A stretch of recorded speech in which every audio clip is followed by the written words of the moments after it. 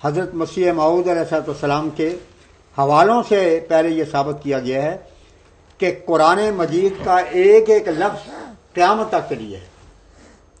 قرآن میں جہاد کا لفظ کئی معنوں میں استعمال ہوا ہے۔ قرآن کو جہاد کبیر قرار دیا گیا ہے۔ حدیث میں جہاد بن نفس کو بھی جہاد ہی کے زمرے شامل کیا گیا ہے۔ اور جب کوئی دشمن طاقت کے زور پر اسلامی حکومت کے اوپر حملہ آور ہو جائے تو پھر تلوار کا جواب یعنی طاقت کا جواب طاقت سے دینا دفاع کے طور پر یہ بھی جہاد ہے، مگر یہ جہاد باقی جہاد ہر وقت جاری ہے۔ قرآن کا جہاد، نفس کا جہاد، قرآن کے روح سے تو جاہدوا باموالکم وانفسکم، جہاد بے نفس بھی ہے، جہاد بے اموال بھی ہے۔ اس کے لیے کوئی وقت جو ہے مخصوص نہیں، مگر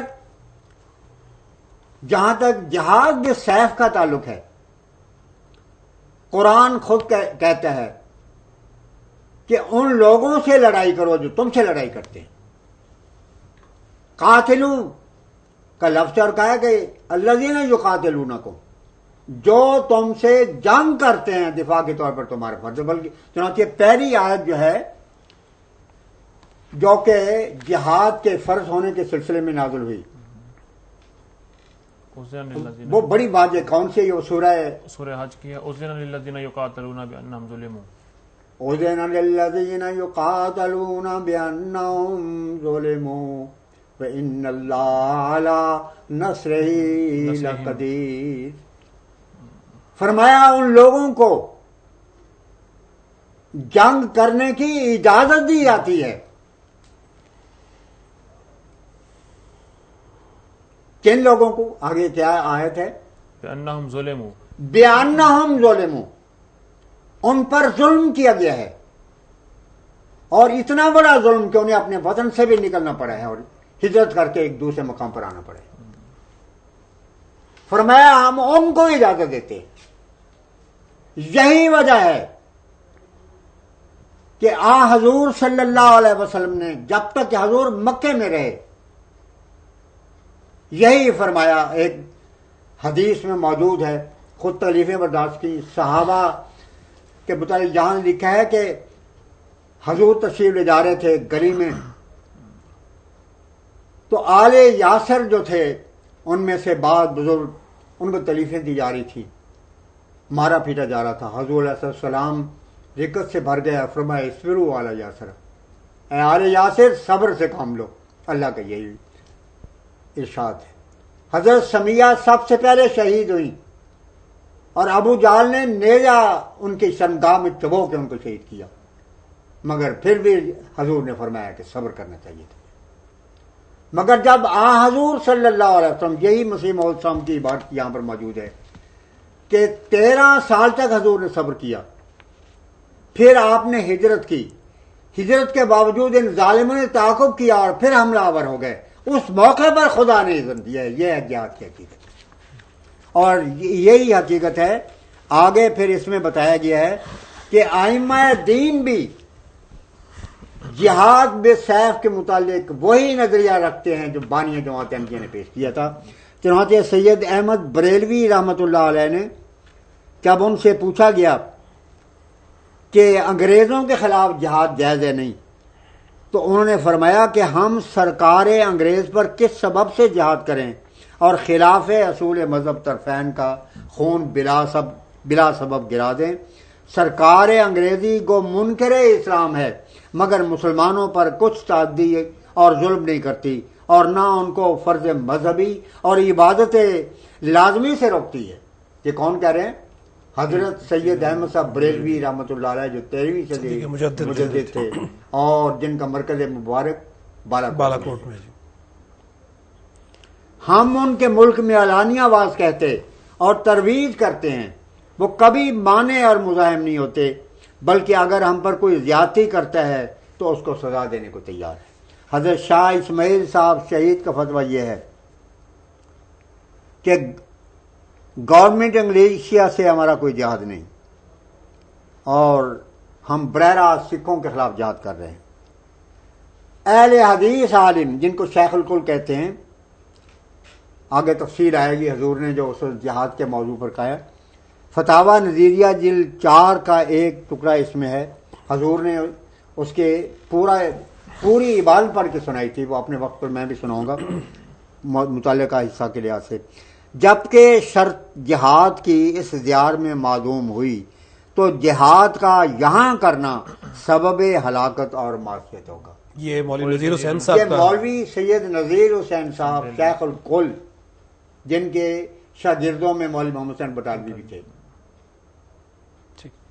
یہ ان کا فتویٰ ہے، اور یہ فتویٰ مسیح موعود علیہ السلام کا فتویٰ تو 1900 میں دیا گیا ہے، اور یہ 1857 کے قریب کا ہے.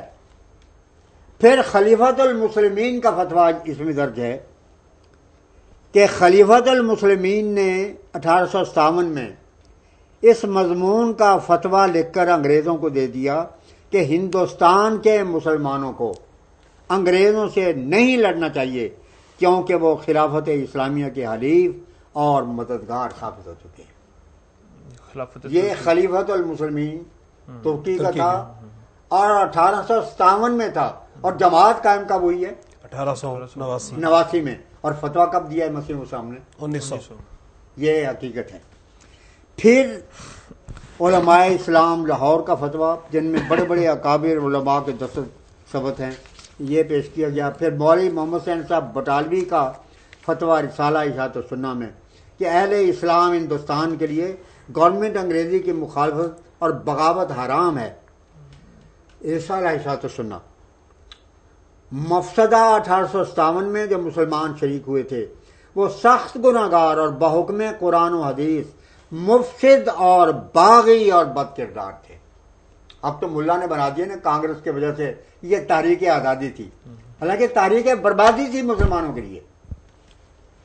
تو مولوی محمد حسین صاحب بٹالوی جو ان کی نگاہ میں سب سے پہلے محافظ ختم نبوت ہیں، وہ کہتے ہیں کہ 1857 میں فساد کرنے والے قرآن اور حدیث کی روح سے مفسد تھے، دہشت گرد تھے، باغی تھے اور بد کردار تھے.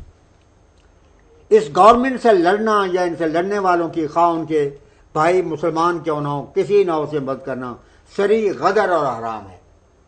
یہ میں بتانا ضروری سمجھتا ہوں اس موقع پر کہ مولوی محمد حسین صاحب بٹالوی نے اس موضوع پر مسلسل مضامین اشاعت السنہ میں شائع کیے. الاقتصاد فی مسئلۃ الجہاد شائع کیا اور اس میں واضح کیا کہ ہم اس وقت ہمارا معاہدہ ہے انگریز حکومت کے ساتھ. اس وقت جہاد کرنے والے فساد کرتے ہیں، دراصل وہ ٹیررسٹ ہیں، وہ باغی ہیں اور مفسد ہیں. اس پر گورنمنٹ انگریزی نے ان کو 4 مربع زمین دی، خود انہوں نے اعتراف کیے. اور اس کے علاوہ شمس العلماء کا خطاب دیا. چنانچہ آپ اگر 1911 کے ایڈورڈ کے تاج پوشی کی اگر آپ رفدات دیکھیں، اس میں لکھا ہوا موجود ہے کہ تاج پوشی کے موقع پر جن علماء کو بلایا گیا اور شرف مصافحہ بخشا گیا اور کچھ کہنے کا بھی کہا گیا، ان میں مولوی محمد حسین صاحب بھی تھے. انہوں نے ایک قصیدہ گورنمنٹ انگریزی اور بادشاہ کے حق میں پڑھا، اور اس کے علاوہ وہ اس مجلس میں کرسی نشینوں میں شامل رہے. یہ 1911 کی بات تھی. جماعت کا قیام 1889 میں ہوا ہے، 22 سال بعد کی بات تھی. کوئی احمدی تھا جو اس وقت کرسی نشینوں میں شامل ہو؟ کسی کو انگریز نے شمس العلماء کا خطاب دیا ہو؟ شبلی صاحب کا نام ہے، شمس العلماء شبلی. دارالعلوم دیوبند کے ناظم محمد احمد صاحب شمس العلماء کا خطاب لے کے 1911 کے تاج پوشی کے اجلاس میں موجود تھے. انہیں مربع ملتے ہیں مولوی محمد حسین بٹالوی کو، اور مسیح موعود کو جو جاگیر 80 دیہات کی مغلیہ حکومت، دلی کی مغلیہ حکومت نے دی تھی، غدر کے وقت وہ ساری جاگیر ضبط کر دی جاتی ہے. عجیب بات ہے. مسیح موعود کے خاندان کی جاگیریں ضبط کی جاتی ہیں، اور مولوی محمد حسین صاحب بٹالوی جنہوں نے مسیح موعود پر کفر کا فتویٰ لگایا ہے، انہیں جاگیروں سے نوازا جاتا ہے. جی.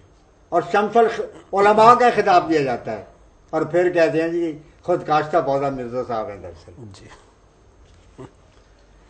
اسی طرح سر سید کا فتویٰ اسباب بغاوت ہند آخر میں سب سے اہم ہے. اب دیکھیں 1857 میں یہ فتویٰ مکے کے فقیہوں نے دیا ہے اور کہا ہے کہ ہندوستان دارالسلام ہے اور اس میں جو قائم شدہ انگریز کی حکومت ہے اس کی اطاعت قرآن کے روح سے فرض ہے، اور اس کے اوپر مور لگانے والے حنفی مفتی جمال الدین بن عبداللہ، مالکی مفتی مکہ معظمہ حسین ابن ابراہیم، اور مفتی مکہ معظمہ شافی احمد بن زانی کے دستخط موجود ہے. شورش صاحب نے بھی اپنی کتاب میں اس کو نقل کیا ہے. سب سے پہلے سر سید نے اس کو اسباب بغاوت ہند کے آخر میں لکھا ہے. اس میں بنگال کے بھی مسلمانوں پر متعلق ہے، لیکن پیش یہ کیا جاتا ہے کہ گویا سارا عالم اسلام اس وقت جہاد کر رہا تھا اور انگریز نے مرزا صاحب کو کھڑا کیا کہ جہاد کو ختم کر دیں. حضور جہاد ہو کہاں رہا تھا بتائیے آپ؟ جماعت احمدیہ کے قیام سے پہلے خلیفۃ المسلمین، مکے کے مفتی، ہندوستان کے چوٹی کے علماء سارے اس بات پر متفق تھے کہ قائم شدہ انگریز کی حکومت کے خلاف جہاد کرنا قرآن و حدیث کے لحاظ سے بغاوت ہے اور فساد ہے. حضرت مسیح موعود نے تو اتنا کیا ہے کہ رسول اللہ نے فرمایا تھا کہ وہاں پر الفاظ بخاری کے کیا ہیں، یازا الحربہ، کہ مسیح موعود لڑائی کو بند کر دیں گے. یہ رسول اللہ کا فرمان تھا جس کے مطابق حضور نے فرمایا کہ میں خلیفۃ المسلمین اور مکے کے مفتی اور ہندوستان کے تمام علماء کے اس فتوے کی تصدیق کرتا ہوں. بات اتنی ہے ساری. اس میں آپ نے مولانا اب بھی اس میں